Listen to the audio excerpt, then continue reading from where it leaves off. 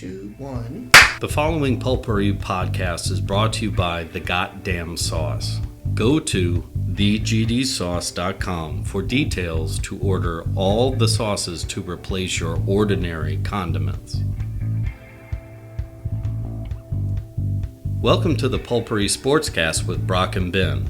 This podcast is where we discuss the sports headlines that intrigue us and those little stories that enrage us.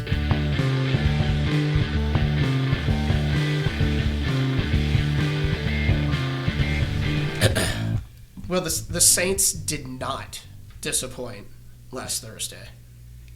We missed last week because I was sick, and I'm sure you can hear it. It's awesome. No, they did not disappoint. They are consistently bad.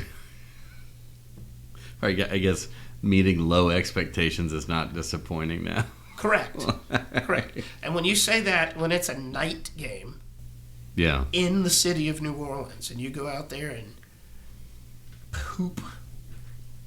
Well, you can't score in the red zone.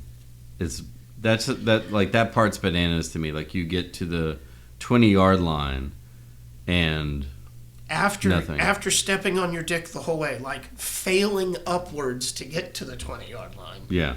And not being able to throw a 5-yard slant to Mike Thomas, who gets paid to run 5-yard slants. Right. And was one of the best receivers in the league. No. I mean, you know still what you could do? be, yeah. You know what you do? You run Mike Thomas on a go route. On a go, and you put Olave in like a little... This motherfucker, man. And he did it all night. Like, he had him in the wrong place. I was like, what are you doing? Like, Mike Thomas doesn't run straight down the field. You think he's going to out-jump everybody? Fine. He ain't running by nobody. Well, and that's what... When I got 10 minutes into the video that you sent me. I couldn't do the whole thing. No, neither could I. But you start to wonder where the breakdown is occurring. Like, is Carr ignoring wide open receivers because that's not necessarily in the game plan? No. Or does it? I mean, is it something where he doesn't trust Pete Carmichael, or is this the thing that when we've been putting it on Pete Carmichael and yet he's effectively running? It's a bunch of stuff. The plays. Offensive line is garbage, and we've had injuries. Got it. So that's garbage. And we're so used to Drew Brees knowing where everybody's going to be at on the field and quickly going through progressions. Jameis Winston actually got good at it. Derek Carr's like, I know it's like Xbox or PlayStation. I'm throwing it to A no matter what. I called this play that if I don't throw it to A, then I'm going to do it no matter what. And that's him. As you can see. So, like the one he threw it 40 yards out of bounds, and then he was yelling at Olave. Yeah. The whole time. God, who was it? Who's this? Rashid? Yeah, Shaheed. Yeah. Rashid Shaheed. Okay. Yeah. Was standing in the middle of the field completely wide open. Right. And it was like 3rd and 6. So, like, that's one of those things, like, I don't know. I mean, clearly there's either, like, I mean, he's not. And I get he's in a new offense. I think he's. But at this point, I mean, you should be picking up on some of those things. Yeah, but, right. Yeah. We signed him in, like, the spring. Yeah. No, I mean, we're locked in on him, so. Well, that's the other thing where I was going is no matter what happens, like, injury is the only thing that's going to take him out. Yeah. Too much money. So, and that would be the thing, is that at this point would be, you got to find, if he's not listening, and if he's not listening to Pete Carmichael, or whoever the quarterback's coach is, that dude with the shaved head. He was the one calling plays in the preseason. Yeah. Who should be calling plays now? Right. Personally, and I don't know shit about football. But this, I mean, that analysis to me brings up that questions, like maybe we have been, or at this point is going, what looks like bad play calling is Carr is not running through his options. Yeah, he's just not reading his progression at all. So. But then you get 8 minutes in the fourth quarter and they explode for 2 touchdowns and tie a game up. And I was like, I wasn't watching it at this point. I was kind of score watching. I was like, oh, they're going to lose this game. Yeah. That's how they do it. No, we both jinxed the shit out of it. We turned it off. They started coming Winning, back. and then I put it back on with 3 minutes left. Yeah. Just enough time to watch Moreau drop that football. Yeah. Poor kid, man. He's been through a lot. Sure. Didn't he? He beat cancer or something. Yeah. I mean, not that it diminishes it, but like he got lucky with his leukemia diagnosis. It's like Roman Reigns. Yeah. But yeah, and he's from the city too, so. Well, and that point of if you're not getting to your receivers frequently, like when you do get to them, they're like, what the fuck do I do? I mean, same as like game 1 when he threw it to the fullback, and the fullback's like, I'm not used to catching passes. Yeah, like, what are you doing here? I'm not even involved. I'm like your 10th option. But that's another thing. He just checks down. Yeah. Every time I hear them say check down, I think of the Russian guy in... Never mind, move on. Check. He keeps checking. Check. What was that movie? The poker movie with Matt Damon? Oh, you're talking about Rounders with John Malkovich. Thank you. Yeah. I don't know what to do with you. At the end, sorry. That's what I hear. Because he checks down a lot. Sorry. Wow, that is wrong. I will check on this one. Right. Give this man his money. Okay, we'll move on because I don't know who do we play this weekend? Does it matter? Indianapolis. Yeah. I don't know. What I'm tired of is losing these games that we should be winning. Now, granted, like Jacksonville is on the upswing. Yeah, well, look, we should have beat the Packers. Yes. Like, that should never fucking happen, ever. We should have beat the Bucks. We got manhandled. We should have beat the Texans. The Texans we should have beat. But look, again, we're not scoring touchdowns. Look at all these scores. 9 points, 13. Yeah. It's like a touchdown and a whole bunch of field goals. Yeah. And then I do find it interesting that people, like, jump on Blake Groupie. Yeah. And, like, fuck you for missing that field. Like... He missed a 47-yarder outside. Okay. But then the other one he missed was 50-plus, too, right? Yeah. Like, he's getting put in... I mean, he's a rookie getting put into fucking super tense... And that doesn't matter where... I mean, you could play at Ohio State, Notre Dame... Doesn't matter. Alabama. Like, it doesn't match, like... In the Dome or at Lambeau Field. Knowing you could get fired. Yeah. You can't really transfer you out of school.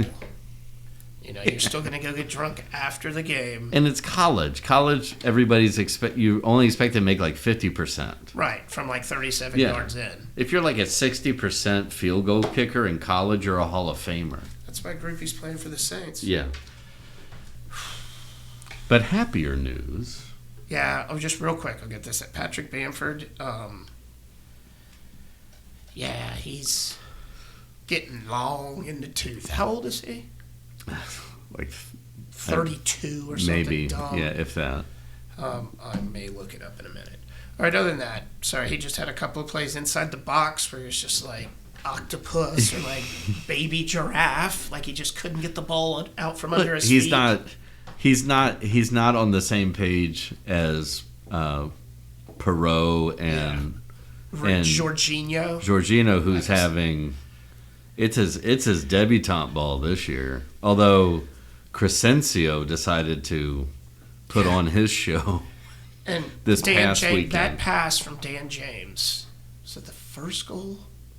Yeah, or the first goal was that own goal where Dan James just kicked it. Oh yeah, and it went off the guy's chest. Yeah. So it was the second goal, the pass that he made. Right. It was. Oh, so. Like through like 3 defenders and just dropped perfectly. And he put it right in the spot where it needed to be. Yeah. Yeah. Good on you, Dan. Which I didn't know he could do that. Well, and Noto can do that too. That's the thing. Like, maybe it was them playing out of position. Hold on, I wanted to get the line up. And But I mean, yeah, I don't want to get ahead of myself on this one because there's still a lot of matches to be played. Of matches. What do they play in? Well, I mean, and who knows? Like, what is it? Like next week's another internet? No, Jesus Christ. Yeah, international breaks, motherfucker. Yeah, they got Stoke coming up, Huddersfield. Stoke's tomorrow, shit. And then Huddersfield Saturday. And then Friday, November 3rd against Leicester. Who's second in the league? Because Leicester's running away with Ipswich. Ipswich Town. All right. I think I'm saying that right. Yeah. Ipswich. So look how far ahead they are of everybody else. Well, yeah, because they didn't have the mass exodus like Leeds had. Yeah, they were in transition to begin with. Yeah. Leeds, everybody bounced. Everybody bounced. And I would say if they can maintain where they're at, I mean, even get into second place by the end of the year, and who knows? Yeah, you fight for those top two because those are automatic bids. Right? Yep. Farka should be up for Championship Manager of the Year. You get hired mid ownership transition while all your stars are exercising these ridiculous and you're trying to put together a football team at the start of a season in preseason. And yeah, that's why I hate the fucking transfer window going into the season. Yeah, it's fucking beyond dumb. Yeah, why not cut it off like a month before the season starts? Not even that, a week before the season. Yeah. I'm cool with that. But now you're getting teams like Newcastle, when they play 3 weeks in the Premier League, they're like, oh, fuck, we better get... And then they go out and buy a bunch of people. Yeah. And clubs that they're bidding on are like, can't turn it down. Sure. It fucks with things. It does. But that's January window is kind of brilliant, though. But I think... And two, like you see a completely different dynamic with that team now. Mm-hmm. Like particularly once they got Pirro on there. Well, once they had,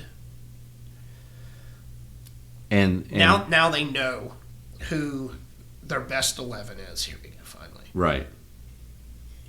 Yeah, because Gray played too. Ampadu, Kamara. Right. Like Ampadu and Kamara. I can never remember his name, which is stupid. Because Alvin plays right up the street here. I can't remember fucking Kamara. It's his British cousin. Yeah. Yeah, apparently. Brother from a British mother. But I think they've solidified that. Yeah. Well, and Sturrock's a strong double pivot right there, right in front of the defense. And Sturrock's been strong playing in the middle. He's basically the captain of the back line at this point. Yeah.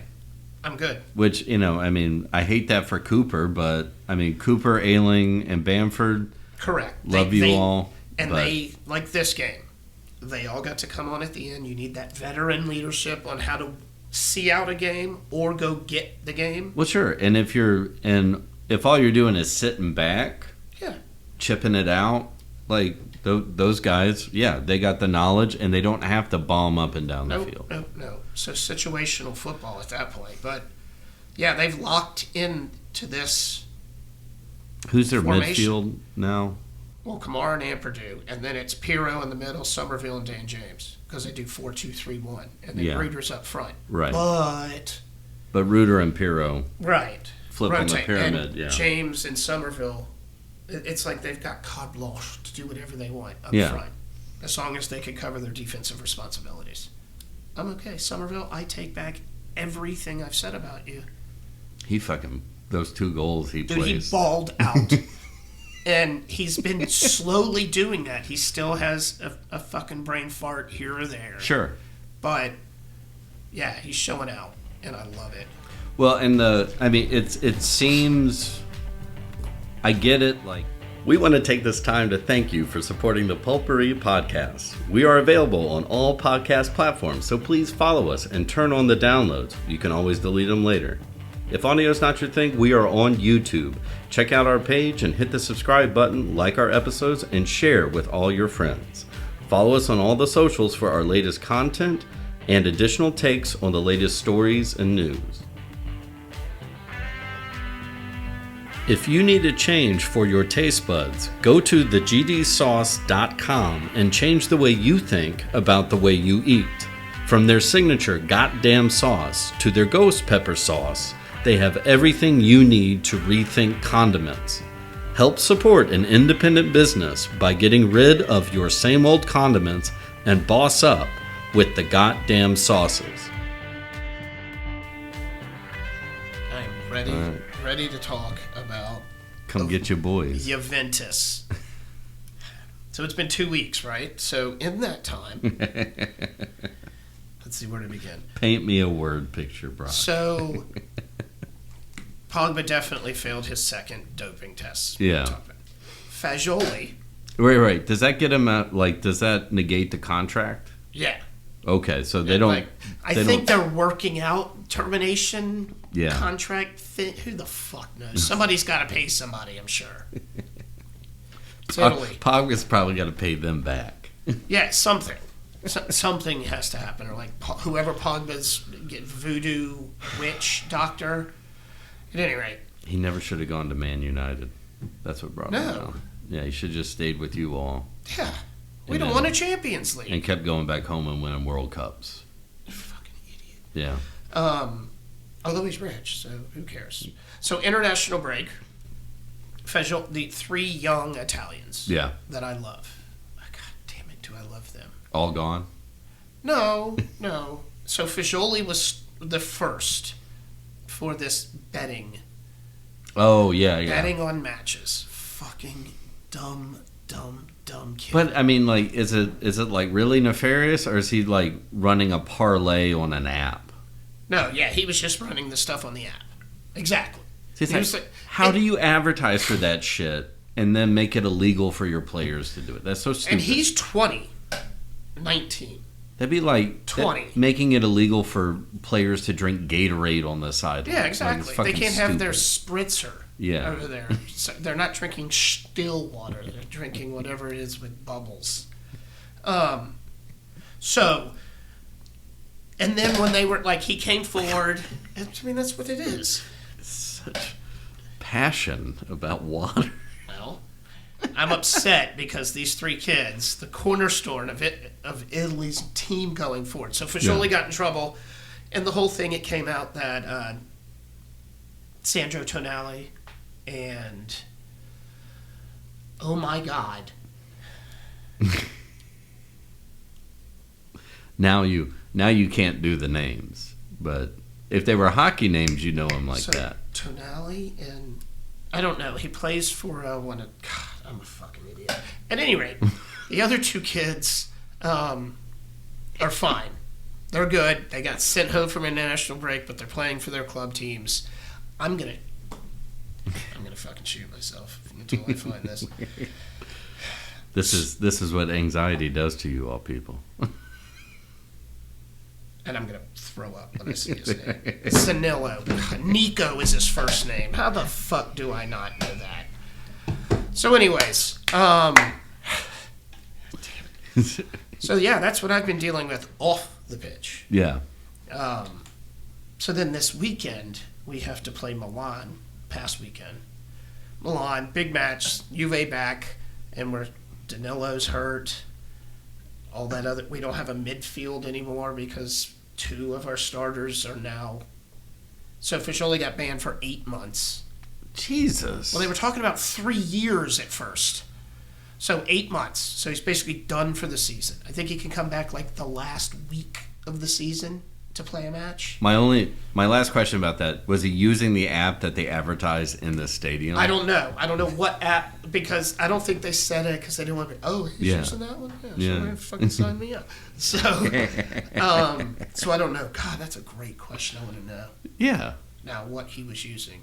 Right. I bet it's the one that they advertise all over the You mean on the electric boards that flip every 13 seconds at the match? Yeah, exactly.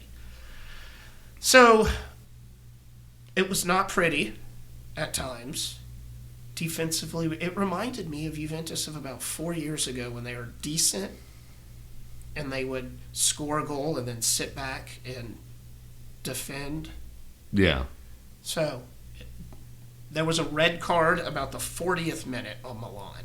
And it was, Keane was away. Like, he was one-on-one with the goalie, and this dude rugby tackled him from behind. Yeah. Basically just grabbed his waist and tackled him. Red card, off. So, from that point on, we slowly grew into the game. And then after halftime, it still was a shit show every once in a while, not the most beautiful soccer. Anyway, Locatelli scored, so we won. Oh my God. Well, there you go. I didn't think it was. And now we're in third place in the league. Yeah. Look at that. 2 points off the top. God, I didn't realize it was that tight. Yeah. Yeah, it's the top 4 is what. That's Serie A. Like, Yeah. that's what it is. Right there. Those 3, and then a rotating cast of Napoli and Roma and Atalanta. Atlanta's only 1 point out. So Lazio can come up. So it's just the rotating cast of like the 4th person or team. Yeah, I mean, honestly, Yeah. even I mean, it's not out of puzzle, but yeah, I mean, you're talking like top 10 is in the mix. Yeah. It's Bananas. It's Serie A. No wonder you're so stressed out all the time. Man, we had one. This is going to sound stupid. I mean, we haven't won a title in 3 years. Now, Yeah. granted, that was after 9 in a row. Sure. But you've the also had a lot of shit go down. Yeah, the dysfunction in the organization. Yeah. And that's now creeping across all of Italy. But what was the thing where Allegri was losing his mind on the sideline? Was that the Milan game or was that the game before? No, that was this past weekend. Yeah. So, up a man, up a goal, 10 minutes left, and, you know, normally at that point you play slow. Yeah. And if you get it up the wing and not everybody's there and it's not perfect, you just dribble to the corner and kind of keep it, or, you know, boot it all the way back to your goalie. Yeah. We were still trying to score. So that's why And it was leaving a little bit of space for like the occasional counterattack. Yeah. And he was losing his fucking mind. And I get it. A win's a win on the road, 1-0. If you can get the second goal, fantastic. He was losing. I haven't seen him in fuego like that in a minute. Like he was like kicking shit and it's because we haven't been like, we're there. yeah. And we had this Dutch kid come on the pitch, 18. He's like 6'5". Good God. Oh, this kid. I am in love. I should have been playing this whole time. Like, there was one, it was a 50-50 ball, and What? I'm Dutch. he stood in front of the ball and shouldered a grown man out of bounds. And it's our throw, right? And then he walked away because it was our throw. Calm on the ball, too, at 18. There you go. Just calm. Yeah. Calm. Well, he's Dutch, so Yeah, exactly. Not quite a robot like German. they're a happy people. They are. Happy Vikings. Yeah. Okay, now on to what we're watching at the moment. Well, First, before say we it. get there, Go. which is, I think we didn't get to talk about it 2 weeks ago. So the fact that we were both dumb enough to forget that what is he, the black magic magician? He's the only manager to take 3 different teams to the World Series. Yeah. But so the fucked up part with Bruce Bochy, and I wanted to double check because you're going like, well, he had to have had a year to like build this. You know, he was signed in October of last year. Yep. So in the off season, Like Scherzer. Yeah, Scherzer. They picked up at the trade deadline. Yeah. The From rest, the Mets. The rest of them, I don't think. Well, they've made through acquisitions over the last couple of years. Right. They've been building to this. Yeah.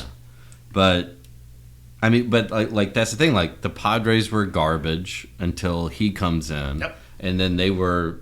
Took them to the World Series. Yeah. To get swept by the Yankees. And they were in the playoffs, like in wild card or winning the West every year. He was the manager, like once he got him up there. Okay, you're going to tell me in a minute. Go ahead. And then, I mean, of course, there's the We know what Giant he did years. with the Giants. Yeah, 3 in 6 years. yeah. And then you're going like, well, you know, he's been out for a couple of years. It'll take him a while to like. He knew that if you can get him in the playoffs, Right. he will figure it out. He'll work his He'll magic. do what he does. He is like the opposite of Dusty. Well, that's what it's like. That was the stat I found funny. Like they threw up on like from the game in the highlights was like Bochy is like 4-0, 6-0, and elimination. Winner take all games, and like 6 Dusty was like and 0-2. Winner take all games, 6-0. I mean, that's just bananas. With 3 different teams. Yeah, That is crazy. yeah. If only the Cardinals had hired him. Or the Yankees. Hey man, I would have gladly kept Jordan Montgomery because, he's out there. Yeah. Swinging his cock. Well, on the and mound. that move he makes, like Scherzer is not maxing out on pitches, but it's also like we can't risk this, so save his arm. Yeah. You bring in Montgomery middle relief. That's a Nobody would be like, okay, he actually was he a reliever for us first? maybe, but he's a perfect playoff middle reliever. Yeah. He comes in, gets ground ball outs. Of course. Chews up those innings. Yeah. Yeah. Especially if you've got a lead. He can get guys on base, but then he can somehow get out of it. He's always been good like that. That was his thing in New York, is he couldn't get out of it. Yeah. No, I mean, But at that point, he was in he his did own that head. in St. Louis, Oh, and did so he? yeah, he usually would have but they weren't ever like past second. Yeah, no, that's So yeah, it was exactly. just like, and then he just needed to get 2 outs, and so when you're a ground ball pitcher, that's not a That's hard easy. thing to do. So yeah, I mean, why doubt it? But also, fun stat: first time since 2016, there will be a World Series without the Dodgers or the Astros. For the National League, huh? What year is that? Well, that were 2016. That neither of them is in the World Series. So it's either been or But that Atlanta's the only outlier, yeah. right? Well, I mean, like at this point, so it's been 26. But I think they were. Who did they play? They played the Astros, didn't they? Yeah, they did. Yeah, So you're right. They were still in it. Wow. yeah. Fuck both of you. So this is a palate cleanser year. Which is Especially good. with Arizona there. Yeah, Although I hate you for a whole bunch of different set of reasons. Fucking bloop single. Like a broken bat single. you love Gonzalez. What are you talking about? Broken bat single. Off the Greatest greatest closer closer in the world. in history. Broken bat single. That's how it goes. Motherfucker. I'll never get over that. Never. That or John Stark's Game 7. Going like 2 for 74 or whatever he was. Yeah, Sorry. and not that. Fuck it. Not that we called this like exactly, but Yeah. 2 weeks ago when we were briefly 3 talking weeks about ago. it was like, well, the Diamondbacks, if they got hot, they could do it, and Phillies definitely Well, Philly, we've talked about that Yeah. the whole next year. you get, Get close, Next year's your time to do it. and then you get the lower seed. Yep. And it works out. But Texas came out of nowhere. Yeah, I mean, where But they we- made clearly their front office knew what they were doing. Yeah. They haven't lost on the road this postseason. Yeah, And they beat Tampa, perennial playoff team at this point. Yeah. The best team in the American League. And then they stepped on the throats of the Astros. And I think they you might have mean the greatest team ever they assembled? might have. They've won one World Series and one when they cheated. Yeah, So they've got like 1.5 World Series. And 8 years. yeah. that how long it's been? But remember, the cheating was on the GM and the manager. It had Right. nothing to So, do with the players. why didn't Altuve take his shirt off when they were ripping everybody's clothes off? He's embarrassed. The Right. little guy's embarrassed. Yeah.